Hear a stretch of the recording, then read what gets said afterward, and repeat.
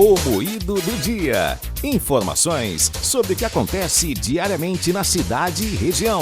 O relator do tema, o ministro Luiz Fux, concluiu que a medida é válida, desde que não avance sobre direitos fundamentais e observe os princípios de proporcionalidade e razoabilidade. Mas para explicar melhor o tema, a gente conversa agora com o advogado civil Jader Lemos. Bom dia, Jader. Bom dia, Carla Nogueira. Bom dia a todos os ouvintes da Rádio Cidade. É uma alegria, um grande prazer estar com vocês. Jader, explica melhor para o nosso ouvinte como se deu essa decisão. Esse processo ele é uma ação direta de inconstitucionalidade. Ela analisou de maneira abstrata algumas normas do Código de Processo Civil, no sentido de dar mais efetividade às decisões judiciais, falando para o público que não é advogado, que não é da área jurídica, para entender melhor. O que é que acontecia antes da reforma do Código de Processo Civil? Eram dadas muitas decisões favoráveis a credores e não se conseguia dar eficiência e eficácia a essas decisões judiciais. Então, a reforma do Código de Processo Civil, ele introduziu no ordenamento jurídico as medidas executivas atípicas, são medidas executivas indiretas, ou seja, são medidas executivas que não atingem diretamente o crédito, ele atinge determinados direitos para forçar o devedor a pagar esses créditos, cumprir as decisões judiciais, então dá mais eficiência às decisões judiciais. E essa decisão, o efeito dela é dizer o seguinte: olha, essas normas do Código de Processo Civil, elas são constitucionais, então os juízes podem aplicar, como bem falou Carla na introdução do tema, tem que ser aplicado de modo que se observe proporcionalidade, adequação e razoabilidade diante dos casos concretos. Então,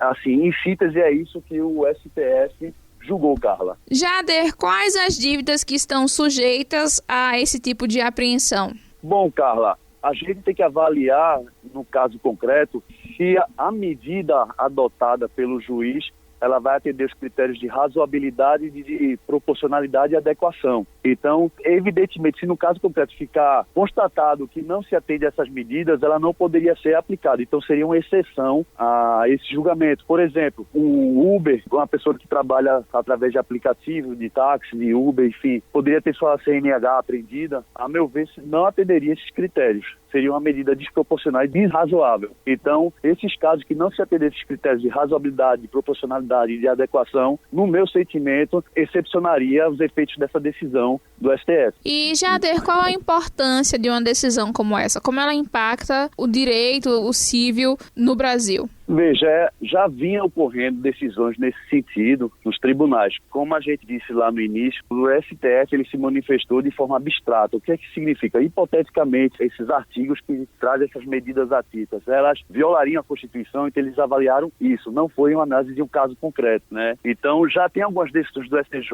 em casos concretos que eles vêm aplicando essas medidas. Essas medidas, sob o ponto de vista do credor, são medidas que trazem mais eficiência para eles. Melhora o risco crédito, né, no Brasil. Isso aí pode vir até impactar futuramente na diminuição de inadimplência ou até nem impactar na diminuição de inadimplência, mas na recuperação do crédito pode haver um impacto grande, né? E havendo impacto na recuperação do crédito, a longo prazo provavelmente vai ter diminuição de juros aí no mercado, né? Isso pode impactar na liquidez aí de empréstimos, enfim. Mas a gente também tem que pensar o outro lado. Eu acho que essa decisão é uma decisão que vai trazer uma reflexão para nós juristas e também é importante a sociedade também fazer essa reflexão para fazer a sua pressão social sobre os tribunais, que é importante, isso é importante saber os anseios da população.